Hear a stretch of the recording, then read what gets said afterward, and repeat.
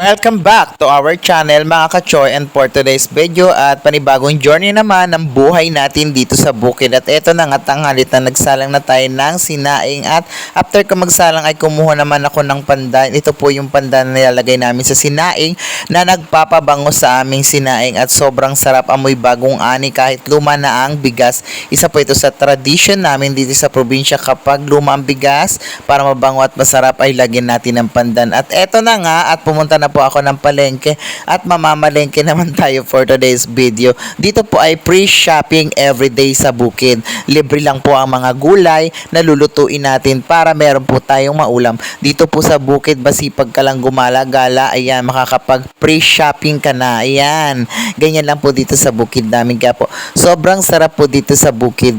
Kung taga-bukid ka, wag mong isipin na mahirap ka. Ikaw yung pinakamayaman, ikaw yung pinakasagana. Ayan po, nakikita nyo naman po na libreng-libre lang na kinukuha ang mga gulay dito sa bukid namin, at talaga namang kahit anong gulay na makita mo ay free yan.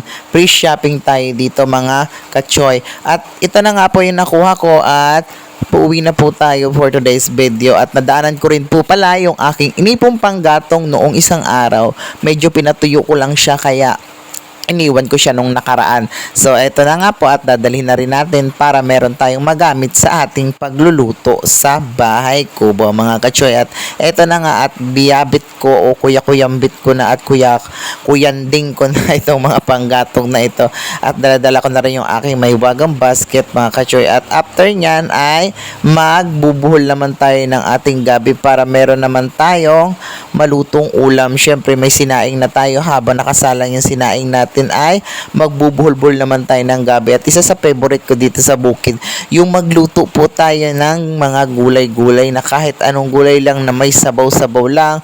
Basta may rekado ka, after 100 years, luto na po yung sinaing natin, at sobrang bango talaga at napakasarap na ng amoy bagong ani na dahil sa pandan. Ayan po, kung relate po kayo sa pandan, baka po kilala nyo ito, meron kayo dyan, pwede po kayong gumamit ng pandan mga ka-choy. At after 100 years ay nagsalang na rin po pala ako ng tubig. Pinakuluan ko at kinompleto ko lang po iyan ng appliances tulad ng bawang, sibuyas, paminta at saka asin at konting bitchin, at tinakpan natin. At after 100 years, yan po ay ating hahaluin para po mapantay ang luto, at talaga naman pong nagugutom at kumakalam na. At eto na, after 100 years, binuklat ko na nga ang ating takip ng kawali, at halu-haluin lang po natin yan mga ka-choy. Ayan, sobrang sarap po nito. Isa po ito sa favorite ko talagang kainin lagi dito sa bukid. Ito pong talbos o udlot ng gabi. Ayan po, napakasarap po niyan, lalo na kapag inasiman natin siya. Talaga namang panalong-panalo ang lasa, at talaga namang hindi siya nakakasawa.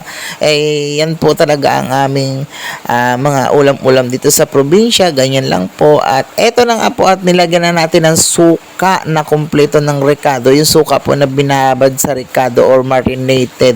Ayan po, at nilagay na natin dito. At maya-maya po, hanguin na natin. At eto na nga, at after 100 years, kain na na.